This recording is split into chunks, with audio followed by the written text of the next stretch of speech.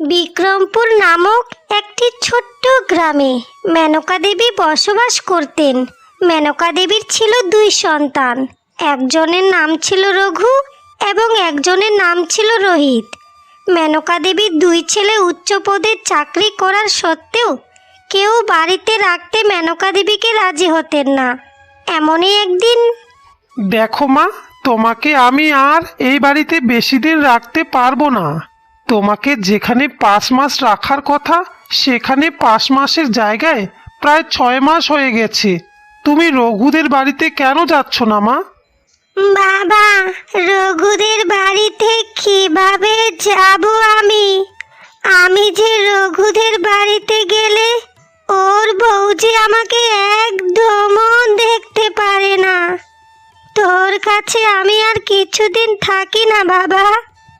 না মা, আমার কাছে থাকি থাকি বলেই তো 6 মাস হয়ে গেল, আর আমি তোমাকে এখানে রাখতে পারবো না। আর তাছাড়া তুমি কি আমাকে একা জন্ম দিয়েছো? ওই তো তোমার আরও এক সন্তান।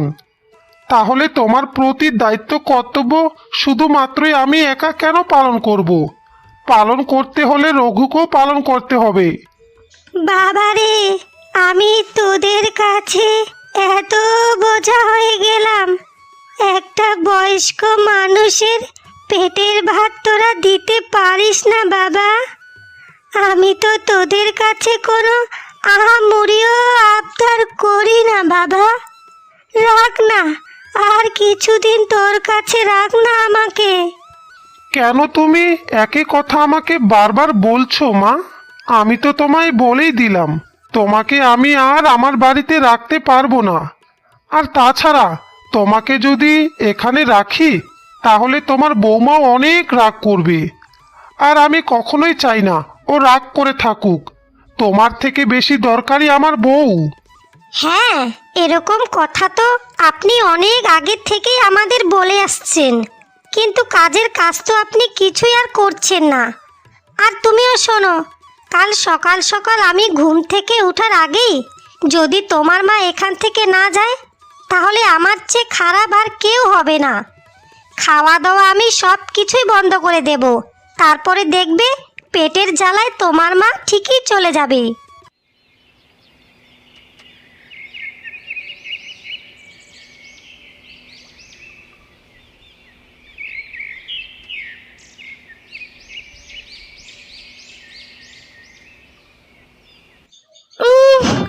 আমার কি খিদে পেয়েছে! সকাল থেকে একটা দানা পানিও আমার পেটে পড়েনি। এত খিদে আমি কি করে সহ্য করব? বয়স হয়েছে, ওষুধ পানিও আমি ঠিকঠাক মতনই খেতে পাচ্ছি না। তার উপরে যদি পেটে দানা পানি না পড়ে তাহলে আমি এই শরীর নিয়ে কিভাবে বাঁচব? সকাল 11টা বাজতে চললো, এখনো তো ছেলে বৌমা ঘুম থেকে উঠলই না। কি করব? একবার কি ডেকে দেখব? যাই, একবার ডেকেই দেখি।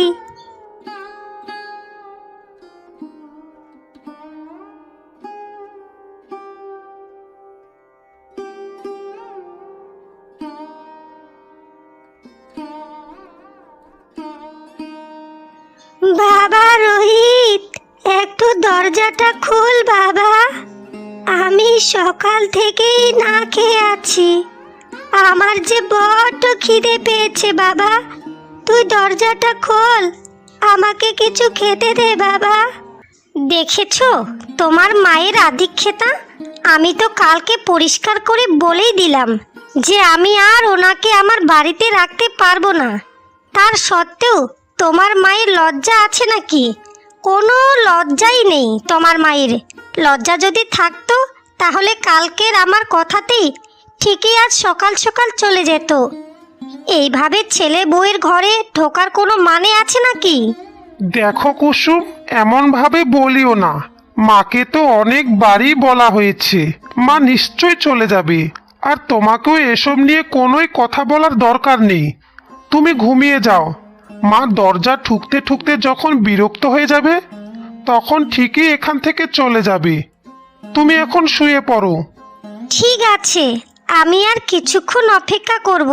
তারপরেও যদি তোমার মা দরজা ঠকঠকাতে থাকে তাহলে তুমি দেখিও তোমার মায়ের কি হাল আমি করি।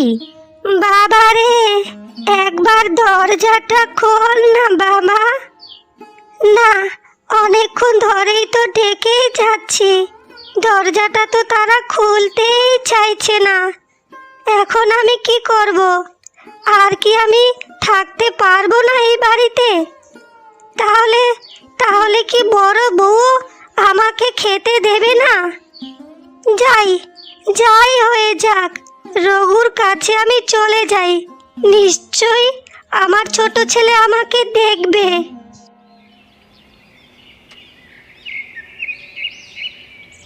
এরপরে মেনকা দেবী তার ছোট ছেলের কাছে চলে যায়। এ কি মা, তুমি এখানে এখানে তুমি কেন এলে? বাবা, তোর দাদার কাছেই তো এতদিন আমি ছিলাম হিসাব মতো, এবার তোর কাছে থাকার কথা। আমাকে তোরা 5 মাস এখানে রাখ না বাবা। এখানে 5টা মাস হয়ে গেলে আমি ঠিকই তোর দাদার কাছে আবারও চলে যাব বাবা। কি, আপনাকে এখানে 5 মাস রাখতে হবে? পারবো না, আমি 5 মাস আপনার বোঝা টানতে পারবো না। আপনি কোথায় যাবেন, কি করবেন, আপনি আপনারটা দেখে নিন। কেন মা, তুমি দাদার কাছে থাকতে পারলে না? দাদা তো তোমার বড় সন্তান, আর বড় সন্তান যে কত আদরের সেটা তুমি ভালোভাবেই জানো মা। তাহলে এখন তুমি আমার কাছে কেন এসেছো? দাদার কাছে কেন থাকছো না মা? বাবারে, হিসাব মতো আমি তোর দাদার কাছে 5 মাস ছিলাম। 5 মাসের জায়গায় 6 মাস থেকে এসেছি বাবু। তুই আমাকে তোর কাছে রাখ না বাবা, না হলে এই বয়সে আমি আর কোথায় যাব? আমাকে তোরা যদি না দেখিস তাহলে আমাকে কে দেখবে বাবা? তা আমি কিভাবে বলবো মা? তোমাকে তো আমি কতদিন ধরেই বলে আসছি তোমাকে বৃদ্ধাশ্রমে রেখে আসি, আর তার খরচও শুধু আমি একা না, দাদার থেকেও কিছু খরচ নেব। কিন্তু দাদা রাজি হলেও তুমি তো আর রাজি হচ্ছ না। এই শেষ বয়সে মানুষ তো বৃদ্ধাশ্রমেই থাকে। শুধু তোমারই যত সব আপত্তি না? তুমি সেখানে থাকতে পারবে না কেন মা? কেন থাকতে পারবে না? হ্যাঁ, বয়স হলে বৃদ্ধাশ্রমে থাকলে তোমার কি এমন ক্ষতি হবে? না রে বাবা, আমি আর যে কটা দিন বেঁচে আছি আমাকে তোদের কাছেই থাকতে দে। আমি বৃদ্ধাশ্রমে থাকতে চাই না বাবা। আমার জীবনের শেষ সময়টুকু আমি তোদের সাথেই কাটাতে চাই। আমাকে বৃদ্ধাশ্রম পাঠাস না বাবা। আমাকে তোরা যেখানেই ঠাঁই দিবি আমি সেখানেই থাকবো বাবা। দেখেছো, তোমার মা ভাঙবে তাও আমাদের কথা শুনবে না। কত করেই তো ওনাকে আমরা বোঝানোর চেষ্টা করছি বৃদ্ধাশ্রমে থাকার জন্য, কিন্তু উনি সেখানে থাকবেন না, শেষ সময় ছেলেদের কাছেই থাকবে। ঠিক আছে, আমিও দেখব ওনার কে সেবা যত্ন করে। আর আমি তোমাকে বলে দিচ্ছি, আমি কিন্তু ওনার সেবা যত্ন করতে পারবো না। এই আপনি এখান থেকে এখন যান তো, আপনি যান, পাশের ঘরে গিয়ে থাকেন, আমাদের মাঝখানে আর কথা বলবেন না। এমনি তো এসেছেন, তার উপরে আবার এক গাড়ি আমাদের উপরে ঝামেলা নিয়ে চলে এসেছেন। এইবার আমাদের সংসারে অশান্তি ছাড়া কোনো সুখেই খুঁজে পাবো না আর আমি।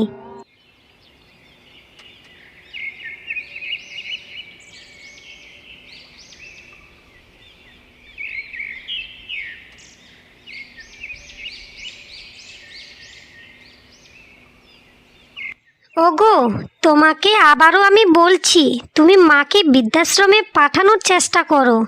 উনি যেতে না চাইলেও জোর করে পাঠাও, কিন্তু আমি তোমার মায়ের দায়িত্ব আর নিতে পারবো না। তোমার দাদা বৌদিও তো ওনাকে ছেড়ে বেঁচেই গেলেন, এবার যত দায়িত্ব আমার। আমি পারবো না, বুঝেছো? আমি পারবো না।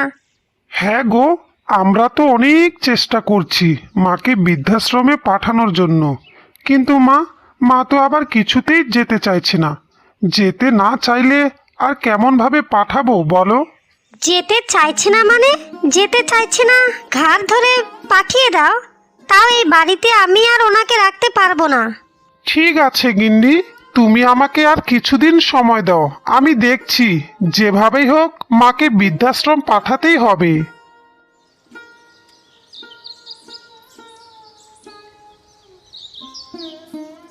পরের দিন সকালবেলায় রঘুর স্ত্রী তার শাশুড়ি মাকে ডাকতে যায় কাজ করানোর জন্য।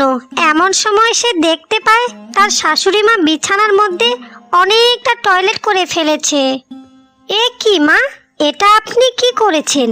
আপনি বিছানার মধ্যেই প্রস্রাব করে ফেলেছেন? আসলে বৌমা, কালকে শরীরটা আমার খুবই খারাপ ছিল।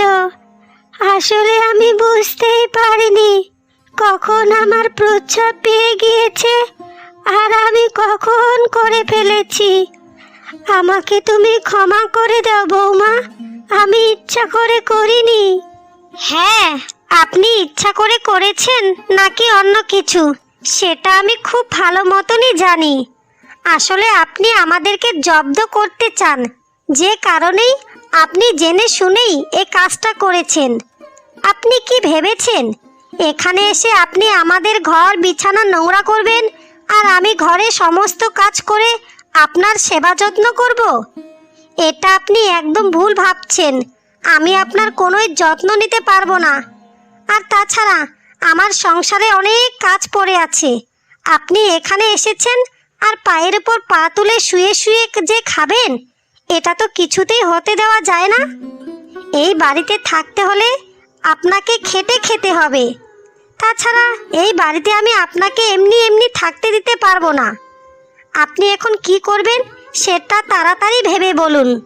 তাছাড়া আপনি ঘরে যা হাল করেছেন, এই ঘরে আর মানুষ ঢোকার রাস্তাই রাখেননি আপনি। বৌমা, তুমি আমাকে এত কিছু আর বলিও না মা। আমার শরীরটা খুবই খারাপ। আমার অনেক জোরে প্রস্রাব লাগার পরেও আমি বিছানা থেকে উঠতে পারিনি মা, যে কারণে এই কাজটা হয়ে গেছে। তবে তুমি কিছুই চিন্তা করিও না মা, তোমাকে আমার প্রস্রাব পরিষ্কার করতে হবে না। এই বিছানা কাঁথা আমি পরিষ্কার করে নিচ্ছি। হ্যাঁ হ্যাঁ, তাই যান। আপনার এই নোংরা কাপড় চোপড় আপনি একাই পরিষ্কার করুন। আর আপনার এসব কাজ হয়ে গেলে এই বাড়ির কাজগুলো এক এক করে করবেন, না হলে কিন্তু আপনার খাওয়া দাওয়া আমি একেবারেই বন্ধ করে দেব। এরপর সারাদিনের কাজ শেষে রঘু যখন বাড়িতে ফেরে ঠিক তখনই, দেখো তোমার মাকে এখান থেকে তাড়াতাড়ি বিদায় করো। আমাদের পাশেই যে গোদাম ঘরটা আছে, ওইখানে মায়ের জন্য আমি একটা মাদুর পেতে দিচ্ছি। ওইখানে মাকে তুমি শুতে বলো, মা যেন ওই ঘরে আর না শোয়। কেন গিন্নি, মা কি কিছু করেছে? কিছু করেছে মানে? আজকে তোমার মা যা কাজ করেছে সে কথা আর মুখে বলার মতনও নয়। তোমার মা এমন কি করেছে জানো? রাতের বেলায় বিছানায় শুয়ে প্রস্রাব করে ফেলেছে। আমি কি এটা মেনে নিতে পারি নাকি? আমি এত বড় ঘরের একটা মেয়ে হয়ে এখন তোমার মায়ের প্রস্রাব পরিষ্কার করব? এটা কখনোই হতে পারে না, বুঝেছো? ঠিক আছে, তুমি আর ওই বিষয় নিয়ে কিছু চিন্তা করিও না। আমি মাকে ওই ঘর থেকে বের করে পাশের গোদাম ঘরে রাখার চেষ্টা করব।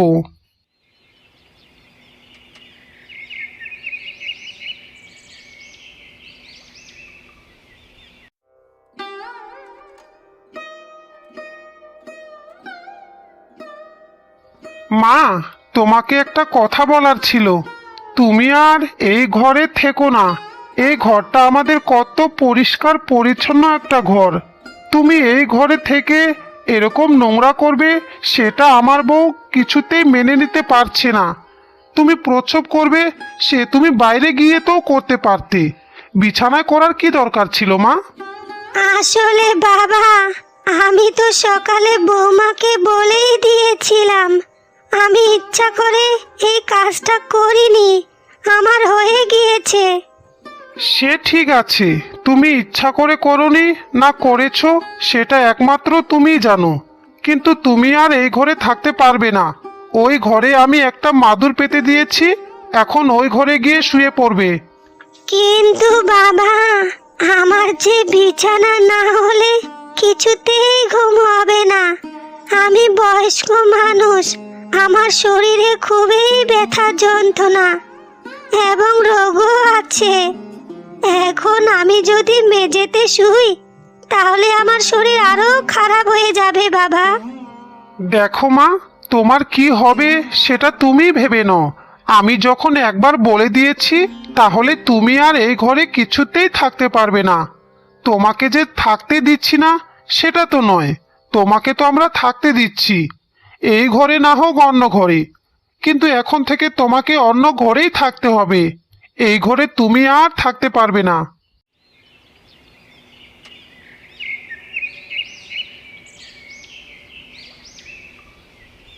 এরপরে মেনকা দেবী তার স্বামীর কথা মনে করে অনেক কষ্ট পেতে থাকে। আপন মনে সে বলতেও থাকে, ওগো, তুমি দেখেছো তোমার দুই ছেলে কত শিক্ষিত হয়েছে, কত বড় মাপের চাকরিও করে।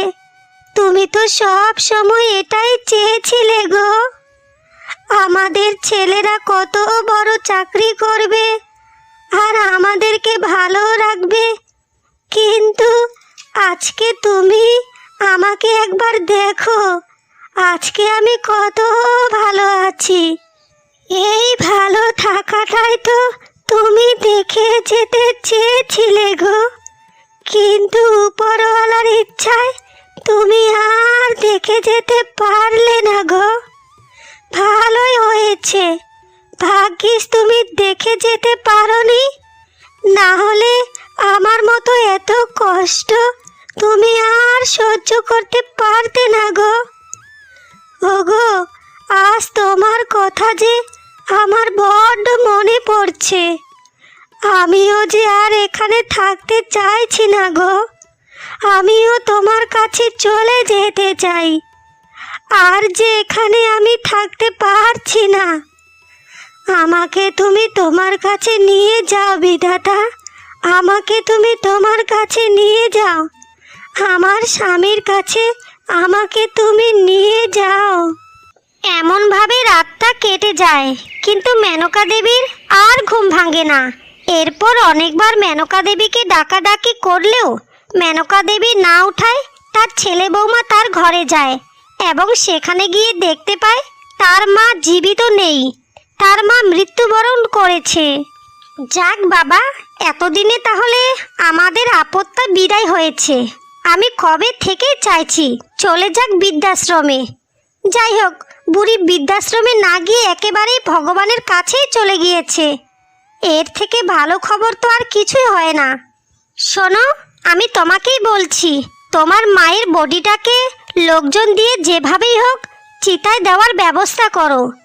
আমাদের অত সময় নেই, যদি পারো কয়েকটা লোককে কিছু টাকা পয়সা দিয়ে দাও, দেখবে তোমার কাজটা তারা খুব তাড়াতাড়ি করে দেবে। এই কথা শোনার পর রঘুর মনটা ভীষণই খারাপ হয়ে যায়। কিন্তু মেনকা দেবী মারা যাওয়াতে তার ছেলে খুশি হওয়ার থেকে মন খারাপটাই বেশি হয়েছিল। এমনভাবে দেখতে দেখতে 4 বছর কেটে যায়। অন্যদিকে রঘুর ঘরে একটা ফুটফুটে পুত্র সন্তানের জন্ম হয়। যতই দিন কাটতে থাকে রঘু তার মায়ের কথা ততই মনে পড়তে থাকে। এমনই একদিন, জানো, তোমাকে একটা খুশির কথা বলার আছে গো। কি গিন্নি, তুমি এমন কি খুশির খবর আমাকে দিতে চাও? আসলে আমাদের ছেলে বল্টু আজকে আমাকে মা বলে ডেকেছে। তুমি জানো আমি আজকে কতটা খুশি হয়েছি? আজকে পৃথিবীর সর্বশ্রেষ্ঠ খুশি আমি একাই হয়েছি। হ্যাঁ গিন্নি, এটা তো খুব ভালো খুশির খবর। তাছাড়া তোমার কি আর কিছু বলার আছে? না গো, তোমাকে আর কিছুই বলার নেই। কিন্তু তুমি কি খুশি হওনি? আমাদের ছেলে যে কথা বলতে শিখেছে, বড় হয়েছে, এতে তোমার খুশি হওয়ার কথা। হ্যাঁ গিন্নি, খুশি তো আমি হয়েছি, কিন্তু এটা এমন কোনো খুশির কথা নয়। ছেলে বড় হবে, মাকে মা বলবে, বাবাকে বাবা বলবে, এতে এত লাফালাফি হওয়ার কিছুই হয়নি। দেখতে দেখতে এভাবে আরো কিছুদিন কেটে যায়। এমনই একদিন বল্টু তার মায়ের কোলে টয়লেট করে দেয়। এ কি, আমাদের আদরের ছেলে বল্টু তোমার শাড়িতে তো একেবারে টয়লেট করে ভিজেই দিয়েছে, তুমি কিছু ওকে বলনি? কি গো, তুমি এসব কি বলছো? বাচ্চা মানুষ প্রসব করে ফেলেছে, তাই বলে আবার বাচ্চাটাকে আমি কি বলবো? কেন, বাচ্চাকে তুমি কিছু বলবে না মানে? তোমার এত সুন্দর একটা শাড়ি তোমার ছেলে টয়লেট করে ভিজিয়ে দিয়েছে, আর তুমি ওকে কিছুই বলবে না? তোমার কি মাথা টাথা খারাপ হয়ে গিয়েছে নাকি? ছোট মানুষ ভুল করে ফেলেছে, আর এছাড়া ওদের তো এটাই সময়। এখন এই কাজ করবে না তো আর কোন সময় করবে শুনি? হ্যাঁ গিন্নি, আমিও তোমাকে এটাই বলতে চেয়েছি। বাচ্চারা যেমন এই সময় ভুল কাজ করে, ঠিক তেমনি বয়স্করাও এই রকমই ভুল কাজ করে। তাই বলে বাচ্চা মানুষের জন্য মাপ আছে, কিন্তু বড় মানুষের জন্য কোনো মাপ নেই। এটা তোমার কেমন বিচার? কি বলতে চাইছো আমাকে একটু পরিষ্কার করে বলবে? আমি কি বলতে চাইছি তুমি কি কিছু বুঝতে পারছো না? ছেলেকে বড় করছো, মানুষ করছো, তুমিও তৈরি থেকো আমাকে আর তোমাকে বৃদ্ধাশ্রমে যাওয়ার জন্য। কেন, আমরা বৃদ্ধাশ্রমে যাব মানে? কি কারণে আমরা আবার বৃদ্ধাশ্রমে যাব? ছেলেকে সঠিক শিক্ষায় মানুষ করব, মানুষের মতো একটা মানুষ হবে। এখানে বৃদ্ধাশ্রম যাওয়ার তো কোনো প্রশ্নই আসে না। হ্যাঁ গিন্নি, আমিও তোমাকে এটাই বলতে চাই। আমার মাও আমাদের সঠিক শিক্ষা দিয়েই মানুষ করেছে, কিন্তু আমরা তো আর মানুষ তৈরি হইনি, আমরা দু ভাইয়ে অমানুষ তৈরি হয়েছি। তাই তো আমরা আমার মায়ের সাথে সব সময় অন্যায় কাজগুলো করেই এসেছি। তুমিও একবার ভেবে দেখো, আমার মা যখন শরীর খারাপের সময় একবার বিছানায় প্রস্রাব করে ফেলেছে, তার জন্য তুমি কিংবা আমি কম কথা মাকে শোনাইনি। আমার মাকে মা বলে ডাকার অধিকারটাও আমি হারিয়ে ফেলেছি গিন্নি। এমনকি আমার মাকে এই শেষ বয়সে এসে এক ঘরের কোনাও আমি তাকে জায়গা পর্যন্তও দিইনি। কিন্তু এই শিক্ষায় কি প্রয়োজন, যে শিক্ষায় মাকেই আমরা ঘরের কোনায় জায়গা দিতে পারি না? না না, আমাদের ছেলে এরকম কাজ কখনোই করবে না। আমার ছেলে নিশ্চয়ই আমাকে ভালোবেসে আগলেই রাখবে। না না গিন্নি, কর্মের ফল তো আমাদের ভোগ করতেই হবে। তুমি যে কর্মটা করে এসেছো, আজ না হয় কাল তোমার ছেলের ঘরেও তোমার বৌমা আসবে। তোমার বৌমা তোমার সাথে সেই আচরণটাই করবে, যেই আচরণটা তুমি তোমার শাশুড়ি মায়ের সাথে এতদিন করেছো। আমি বলবো না যে আমিও অপরাধ করিনি, আমিও বড্ড অপরাধী। আমিও আমার মায়ের সাথে অনেক অন্যায় অত্যাচার করেছি, যে অন্যায়ের শাস্তি 4 বছর ধরেই আমাকে তিলে তিলে খেয়ে নিচ্ছে। আমার মা জীবিত থাকতে বুঝতে পারিনি যে মায়ের মূল্যটা কি, মা কি জিনিস। কিন্তু মা মারা যাবার পর থেকেই আমি দিনের পর দিন আমি ভিতরে ভিতরে একেবারে পুড়ে যাচ্ছি। এখন মায়ের কথা মনে পড়লে আমার বুকের ভেতরটা একেবারে ভেঙেই যায়। কিন্তু আমার এই মনের কথা আমি আর কাউকে বলতে পারি না গিন্নি। শুধু এইটুকুই মনে হয়, মা আজকে যদি আমার সামনে থাকতো, মায়ের পা ধরে জড়িয়ে আমার মাকে আমি বলতাম, মা আমার অনেক বড় ভুল হয়ে গেছে, এমন ভুল আমার আর কখনোই হবে না, আর তুমি একটাবার ফিরে এসো মা। আমি তোমাকে এবার আমার বাড়ির রাজরানী করে রাখবো মা, তোমাকে কোনো জিনিসের কষ্ট পেতে দেব না, তোমাকে আমি সব সময় ভালোবেসে আমার কাছে আগলে রাখবো মা, আগলে রাখবো। এরপরে রঘু ও তার স্ত্রী নিজের ভুল বুঝতে পারে, কিন্তু তারা ভুল বুঝতে পারলেও সেটা অনেক দেরি হয়ে যায়। তখন তারা আর কিছুই করতে পারে না। তাদের মায়ের প্রতি এই ভালোবাসাটা তার মাকে আর দেখাতেই পারে না। তার মা অনেক আগেই বুক ভরা কষ্ট নিয়েই এই পৃথিবী থেকে বিদায় নিয়েছিল।